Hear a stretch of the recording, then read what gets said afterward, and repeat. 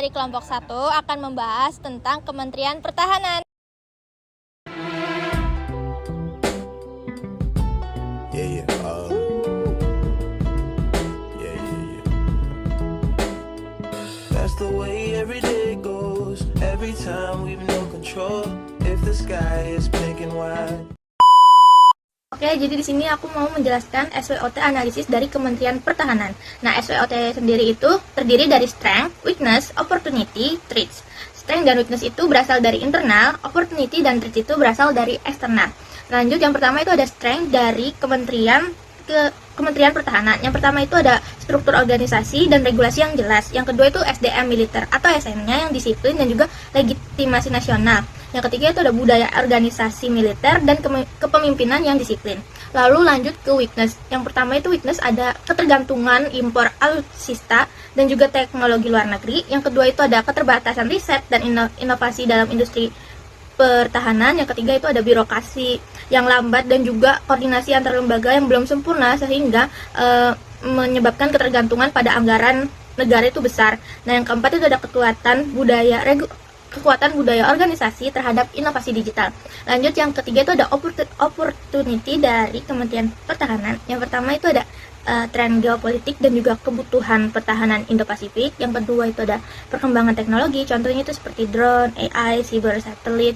Nah, yang ketiga itu ada bonus demografi dan generasi muda yang melek akan teknologi. Nah, yang keempat itu ada insentif kebijakan pemerintah dan juga komitmen politik yang tinggi. Dan yang kelima itu ada kerjasama internasional dan alih teknologi. Lanjut, yang terakhir itu ada threats dari Kementerian Pertahanan. Yang pertama itu adanya ancaman siber, perang hybrid dan juga ketidakpastian teknologi. Yang kedua itu ada ketegangan geopolitik dan juga konflik regional. Yang ketiga itu ada resiko embargo atau pembatasan pasokan alutsista.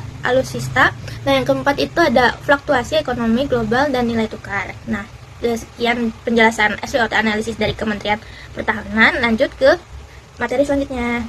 Oke, selanjutnya ada SWOT matrix. Yang pertama itu ada strength terkait internal. Yang pertama itu ada struktur organisasi dan regulasi yang jelas. Yang kedua itu ada SDM militer atau ASN ya, disiplin dan legitimasi nasional.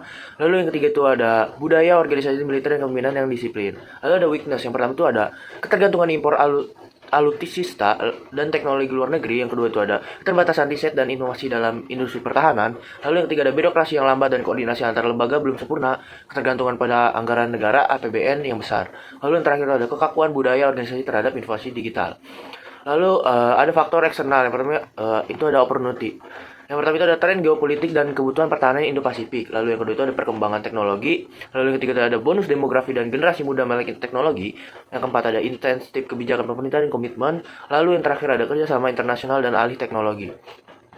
Lalu ada strategi SO, itu yang pertama memanfaatkan SDM militer yang disiplin dan generasi muda melek teknologi untuk mempercepat digitalisasi pertahanan S2, 03, 02 dan 05. Lalu yang kedua itu ada menggunakan struktur organisasi dan regulasi yang jelas untuk mendukung inovasi pertahanan dan riset nasional. Lalu yang terakhir itu ada menggunakan kepemimpinan militer yang kuat dalam diplomasi pertahanan kawasan Indo-Pasifik untuk memperkuat posisi strategis Indonesia. Lalu yang ada strategi WO. Yang pertama itu ada mengurangi ketergantungan impor dengan alih teknologi. Lalu yang kedua itu ada meningkatkan riset dan inovasi. Yang ketiga itu ada memanfaatkan bonus demografi untuk mengubah budaya organisasi. Yang keempat itu ada mempercepat reformasi birokrasi dan koordinasi melalui digitalisasi sistem pertahanan nasional. Lalu yang terakhir itu ada diversifikasi sumber pendanaan dengan kemitraan publik swasta dan investasi internasional. Lalu ada threat. Yang pertama itu ancaman cyber dan perang hybrid dan ketidakpastian teknologi. Lalu yang kedua itu ada ketergantungan geopolitik dan konflik regional. Lalu yang ketiga itu ada risiko embargo atau pembatasan pasokan alutsista. Lalu yang keempat itu ada fluktuasi ekonomi global dan nilai tukar. Lalu ada strategi SD, yaitu yang pertama itu ada memanfaatkan SDM disiplin dan legitimasi nasional untuk memperkuat pertahanan cyber untuk menghadapi ancaman hybrid. Lalu yang kedua itu ada menggunakan anggaran pertahanan dan regulasi jelas. Lalu yang ketiga itu ada menerapkan budaya kepemimpinan disiplin dan regulasi ketat. Lalu ada strategi WT, yaitu melalui reformasi birokrasi pertahanan untuk mempercepat respon terhadap ancaman cyber dan perang hybrid. Lalu yang kedua itu ada mendorong produksi lokal alutsista untuk mengurangi risiko embargo pasokan. Lalu yang ketiga ada mengembangkan mekanisme pendanaan alternatif. Lalu yang terakhir itu ada mengintensifkan riset dan pelatihan inovasi guna memperkuat kesiapan menghadapi ketidakpastian teknologi dan konflik regional. Baik, di sini saya akan menjelaskan mengenai IFAS. Jadi di IFAS itu tuh ada strength sama weakness. Nah, di sini kita akan membahas mengenai strength dulu. Jadi di strength yang pertama itu ada struktur organisasi dan regulasi yang jelas. Di sini kami memberikan bobot 0,12. Kenapa bobotnya 0,12? Karena struktur organisasi dan regulasi itu adalah suatu fondasi utama dalam organisasi militer. Jadi kalau misalnya tanpa struktur yang jelas, itu nantinya tuh pengambilan keputusannya itu jadi kacau. Makanya di sini kita kasih bobotnya besar, meskipun bukan yang terbesar. Terus di sini kita memberikan rating 3. Kenapa ratingnya 3? Karena Kemenhan itu sudah punya struktur yang baku, hierarkis, dan jelas. Tapi kenapa kita tidak memberikan rating 4? Karena birokrasinya itu masih belum sepenuhnya efisien dan masih perlu adaptasi digital di beberapa lini. Lanjut, yang kedua itu ada SDM militer atau ASN yang disiplin dan legitimasi nasional. Di sini kita memberikan bobot 0,18. Kenapa bobotnya paling besar? Karena SDM militer itu adalah jantung pertahanan negara. Dimulai dari disiplin, profesionalisme, dan legitimasi di mata publik itu akan menentukan efektivitas pertahanan. Dan ini adalah faktor yang paling menentukan. Makanya di sini kita memberikan bobot paling tinggi. Terus kita memberikan rating 3. Kenapa ratingnya 3? Karena SDM TNI itu dikenal disiplin dan juga profesional, tapi pasti ada tantangannya. Tantangannya itu apa aja sih? Tantangannya itu dari mulai kebutuhan adaptasi teknologi baru, terus juga ada regenerasinya cepat, dan modernisasi pelatihan. Jadi, kita nggak kasih rating 4 karena memang belum sempurna, tapi bukan berarti tidak kuat, kayak gitu. Terus yang ketiga itu ada budaya organisasi militer dan kepemimpinan yang disiplin. Di sini kita memberikan bobot 0,15. Kenapa bobotnya 0,15? Karena budaya organisasi militer itu adalah ciri khas yang membuat TNI itu solid. Nah, itu penting karena mempengaruhi kepatuhan, komando, dan koordinasi, dan yang terakhir respon terhadap ancaman. Terus di sini kita memberikan rating 3 lagi. Kenapa ratingnya 3 lagi? Karena budaya militer itu kuat. Budaya itu memang kuat, tapi kayak sebelumnya pasti ada tantangan. Nah, tantangannya itu sama, dari mulai adaptasi terhadap digital, terus juga pasti ada teknologi baru, dan juga kolaborasi dengan pihak sipil. Jadi, ratingnya ini sebenarnya 3 itu udah kuat, tapi memang belum maksimal. Selanjutnya, weakness. Yang pertama itu ada ketergantungan impor, alutsista, dan teknologi luar negeri. Di sini kita memberikan bobot 0,12 karena ini adalah salah satu kelemahan terbesar yang langsung mempengaruhi kemandirian pertahanan. Jadi kalau misalnya tanpa kemandirian teknologi, negara itu nantinya akan mudah terpengaruh embargo atau politik negara lain. Terus ini kita memberikan rating 2 teman-teman. Kenapa? Karena Kemenhan itu masih bergantung pada alutsista impor untuk banyak platform. Platformnya itu tuh kayak misalnya pesawat tempur, radar, kapal, satelit, dan juga lain-lain. Nah, di sini tuh sudah ada upaya produksi dalam negeri, tapi memang belum signifikan. Terus yang kedua itu ada keterbatasan riset dan inovasi dalam industri pertahanan. Di sini kami memberikan bobot 0,10. Kenapa? Karena inovasi itu kan adalah kunci dari modernisasi pertahanan. Jadi tanpa R&D yang kuat, Indonesia itu akan selalu tertinggal dalam teknologi. Terus di sini kita memberikan rating 2 karena R&D-nya itu masih kurang didukung anggaran. Terus juga belum terjadi integrasi kuat antara industri, akademisi, dan juga militer. Jadi di sini bisa terlihat ya kalau misalnya kelemahannya itu cukup signifikan.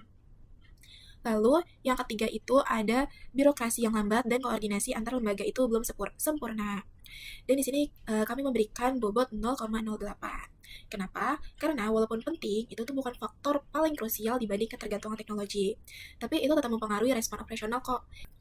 Oke, di sini kita memberikan rating 2. Kenapa kita memberikan rating 2? Karena birokrasi pemerintahan itu termasuk ke dalam pertahanan. Nah, pertahanan ini tuh emang masih lambat, terutama dalam pengadaan alutsista, terus juga perencanaan anggaran, dan yang terakhir itu di koordinasi lembaga multisektor. Oke, jadi yang keempat itu ketergantungan APBN itu besar. Nah, di sini kita kasih bobot 0,05. Kenapa bobotnya kecil? Karena semua KL itu memang bergantung di APBN. Jadi ini bukan kelemahan khusus Kemenhan aja, tapi memang ini karena alutsistanya itu mahal. Terus juga ketergantungannya ini tuh menurut kita itu terasa berat. Nah, di sini kita kasih rating 2 karena pendanaan pertahanan itu terbatas dibanding kebutuhan modernisasi. Tapi Kemenhan ini masih bisa mengolah dengan prioritas tertentu. Terus yang terakhir itu ada kekakuan budaya organisasi terhadap inovasi digital. Di sini kami memberikan bobot 0,05. Kenapa bobotnya kecil juga? Karena meskipun penting, budaya ini tuh bisa berubah lewat kebijakan dan pelatihan. Jadi emang ini tuh nggak separah alutsista. Terus di sini kita memberikan rating 2. Kenapa? Karena militer itu tuh cenderung konservatif dan juga hierarkis, sehingga adaptasi terhadap inovasi digital itu berjalannya lebih lambat dibanding sektor sipil. Oke, jadi kesimpulan besar IFAS itu dari mulai total strange. Jadi total strange itu ada di 1,45, yang dimana itu kekuatan internalnya itu dominan dan juga stabil. Terus total weakness-nya itu di 0,80, yang artinya kelemahannya itu udah pasti ada, tapi tidak lebih dominan dari kekuatan. So, grand total IFAS-nya itu ada di 0,67, yang dimana ini adalah posisi internal Kemenhan yang cukup kuat dan mendukung strategi pertahanan jangka panjang. Mungkin itu saja yang bisa saya jelaskan. Terima kasih. Di sini saya akan menjelaskan tentang EVAS. EVAS adalah alat analisis untuk melihat seberapa besar pengaruh faktor eksternal terhadap organisasi, baik dari sisi peluang, opportunity, maupun ancaman threat. Dalam tabel EVAS yang ditampilkan, peluang terbesar datang dari tren geopolitik kawasan Indo-Pasifik dan perkembangan teknologi seperti drone, AI, dan satelit. Faktor-faktor ini memberikan skor tertimbang paling tinggi, menunjukkan bahwa kondisi eksternal sebenarnya membuka kesempatan besar bagi pertahanan nasional untuk berkembang, beradaptasi, dan memperkuat kapabilitasnya. Sementara itu, ancaman utama muncul dari serangan cyber dan perang hybrid, diikuti oleh ketegangan geopolitik regional serta resiko embargo alutsista. Ancaman-ancaman ini menunjukkan bahwa lingkungan strategis eksternal sangat dinamis dan menuntut kesiapan yang kuat. Dari total skor EVAS, kita melihat nilai peluang lebih tinggi daripada ancaman, sehingga secara eksternal organisasi ini berada dalam posisi cukup menguntungkan, asalkan mampu merespon peluang tersebut dengan cepat. Dan selanjutnya itu ada nilai kuadran dari EVAS, yaitu nilai Y sebesar 0,41, menandakan bahwa organisasi ini berada pada posisi peluang lebih dominan daripada ancaman. Kondisi ini tuh mendorong strategi yang proaktif, yaitu memanfaatkan peluang teknologi dan kerjasama internasional sambil tetap memperkuat kesiagaan menghadapi ancaman cyber dan geopolitik. Mungkin sekian pemaparan dari saya. Terima kasih. Oke, jadi di sini saya akan menjelaskan terkait QSPM dari Kementerian Pertahanan, di mana teman-teman saya sebelumnya telah menjelaskan melalui analisis SWOT, matriksnya, IFAS, EVAS, dan juga kuadran. Di mana dari kuadran tersebut, Kementerian Pertahanan ini kita menganalisisnya masuk ke dalam kuadran 3, di mana dari kuadran tersebut kita bisa ambil kesimpulan bahwa strategi yang mana sih yang cocok untuk diambil dari Kementerian Pertahanan. Nah, di QSPM ini kita akan memberi pembobotannya. Oke, langsung saja ya. Dari strategi yang pertama, yaitu memanfaatkan SDM disiplin dan legitimasi nasional untuk memperkuat pertahanan cyber terhadap ancaman hibrid, di mana total attractiveness skornya itu sebesar 2,98. Lalu, dari strategi yang kedua, itu ada menggunakan anggaran pertahanan dan regulasi jelas untuk mengantisipasi ketegangan geopolitik dan konflik, di mana TAS-nya ini atau total attractiveness score-nya itu adalah 8,96. Lalu dari strategi yang ketiga itu ada mengembangkan industri pertahanan domestik untuk mengurangi risiko embargo, di mana total dari attractiveness score-nya itu ada 22,80. Dan strategi yang keempat itu ada kepemimpinan disiplin dan regulasi ketat untuk mengurangi risiko korupsi dan kebocoran pengadaan, di mana totalnya itu adalah 62,82. Dan yang terakhir, strategi yang terakhir itu adalah mengoptimalkan dukungan politik dan anggaran untuk menjaga stabilitas terhadap fluktuasi, di mana totalnya ini sebesar 141,66. Nah, dari tersebut itu dari IFAS ya teman-teman, atau strength dan weakness. Nah, selanjutnya di tabel IFAS nih, atau eksternal, yaitu opportunity dan juga threats, di mana dari strategi yang pertama itu bertotal 2,52, dan strategi yang kedua itu bertotal 6,96, dari strategi yang ketiga itu bertotal 18,17, dan strategi yang keempat itu bertotal 49,08, dan yang terakhir itu sebesar 128,16. Jadi, seperti itu penjelasan dari QSPM Kementerian Pertahanan. Terima kasih. Lanjut ke materi selanjutnya. Halo semuanya, saya Naila Zaski Putriandra. Di sini saya akan ngebahas balance scorecard Kemenhan bersama teman kelompok saya, yaitu Biar Zaki. Oke, baik. kita ke perspektif pertama, yaitu keuangan. Pada perspektif keuangan, fokus utama Kemenhan adalah memastikan anggaran pertahanan digunakan secara efisien dan benar-benar mendukung modernisasi. Indikator seperti serapan anggaran dan efisien belanja dipakai untuk mengukur apakah uang negara sudah dimanfaatkan optimal. Target serapan di atas 95%, diperkuat dengan inisiatif perencanaan anggaran terintegrasi dan audit digital supaya belanja lebih transparan dan tepat sasaran. Selain itu, Kemenhan juga ingin mengurangi ketergantungan pada APBN nih. Proporsi pendanaan non-APBN dipakai sebagai ukuran untuk melihat sejauh mana sektor pertahanan bisa memanfaatkan kemitraan dan kerjasama internasional. Targetnya 10-20% pendanaan alternatif. Dan untuk mencapainya, Kemenhan membuka skema Public-Private Partnership dan kerjasama industri global. Satu hal lagi yang diperhatikan adalah stabilitas anggaran dari risiko gejolak ekonomi, terutama nilai tukar, karena banyak pengadaan masih impor. Defisiensi anggaran dikontrol lewat manajemen risiko fiskal agar pengadaan tetap berjalan meskipun kondisi ekonomi berubah. Nah, selanjutnya ada perspektif kedua, yaitu stakeholder. Nah, stakeholder itu ada masyarakat, TNI, Presiden, DPR, gitu. Nah, di perspektif stakeholder, Kemenhan menekankan kualitas pelayanan, pertahanan, dan kecepatan respon terhadap ancaman, terutama ancaman cyber. Indeks kepuasan stakeholder dan waktu respon insiden dipakai sebagai ukuran nih. Targetnya IKS di atas 85 dan respon insiden cyber kurang dari 2 jam. Dicapai lewat penguatan cyber defense dan command center terpadu. Transparan juga menjadi perhatian penting nih untuk menjaga akuntabilitas. Kemenhan menargetkan penyelesaian aduan lebih dari 90%. Sistem pengawasan digital dan publikasi kinerja rutin menjadi langkah utama untuk meningkatkan kepercayaan publik dan DPR. Kemudian, penguatan diplomasi pertahanan juga menjadi bagian dari perspektif ini. Jumlah kerjasama militer dan ahli teknologi dipakai sebagai indikator. Target meningkat 20% menunjukkan bahwa Indonesia ingin lebih aktif dalam jaringan kerjasama internasional dan memperkuat kesempatan transfer teknologi, terutama untuk modernisasi alutsista. Melanjutkan apa yang sudah dijelaskan oleh Zaski di pada proses poin 1 dan 2, dan di poin ketiga ini adalah adanya proses internal. Nah, pada perspektif proses internal ini, prioritas utamanya ini adalah mempercepat modernisasi alutsista.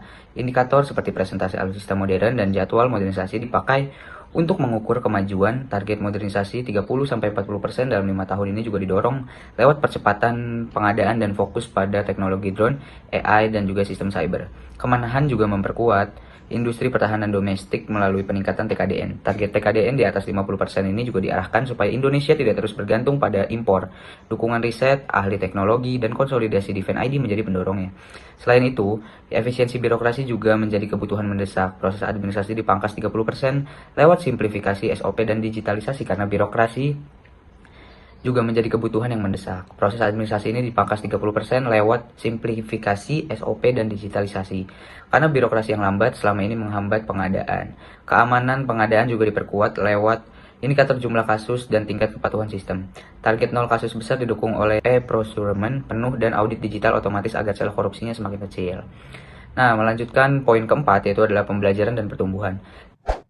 Di perspektif terakhir, fokusnya ada pada pengembangan SDM dan juga kemampuan organisasi untuk beradaptasi. Jam pelatihan digunakan sebagai indikator untuk memastikan personel siap menghadapi ancaman modern. Target minimal 40 jam per tahun dijalankan melalui pelatihan cyber, AI, geopolitik, dan manajemen pertahanan. Kemenhan juga ingin membangun budaya inovasi. Jumlah inovasi per tahun dan indeks budaya organisasi ini digunakan sebagai ukuran. Target minimal 5 inovasi per tahun didorong lewat program laboratorium, inovasi, dan sistem reward untuk ide baru. Selain SDM dan juga budaya, infrastruktur digital juga diperkuat melalui tingkat implementasi sistem digital dijadikan indikator untuk memastikan seluruh unit terhubung dalam satu platform. Nah, targetnya ini 100% unit tersambung, didukung pembangunan defense digital platform dan peningkatan cyber resilience agar pertahanan digital lebih kuat. Nah, sekarang masuk ke kesimpulan.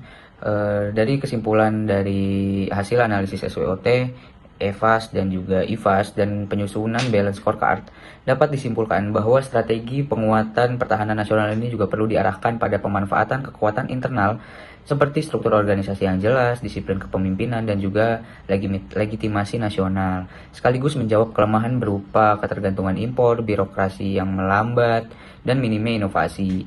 Hasil pemetaan EVAS-IVAS juga menunjukkan posisi organisasi ini berada pada kuadran agresif atau ground strategi, sehingga strategi yang paling tepat adalah mempercepat modernisasi pertahanan melalui inovasi teknologi seperti drone, AI, dan juga cyber. Nah, lalu adanya perkuatan industri pertahanan domestik melalui alih teknologi, serta melakukan digitalisasi manajemen pertahanan secara menyeluruh.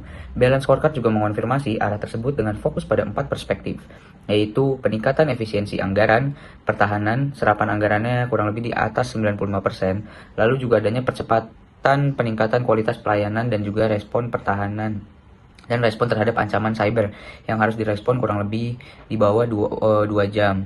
Nah, lalu adanya juga percepatan pengadaan alutsista berbasis teknologi maju serta pembangunan SDM pertahanan yang profesional dan inovatif.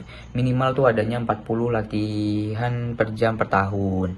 Nah, secara keseluruhan analisis ini juga menunjukkan urgensi integrasi strategi jangka panjang pertahanan dan juga penguatan kolaborasi internasional sebagai syarat mewujudkan pertahanan yang adaptif, modern, dan berdaya saing global. Sekian dari saya, terima kasih. Terima kasih telah menonton video kami. Wassalamualaikum warahmatullahi wabarakatuh.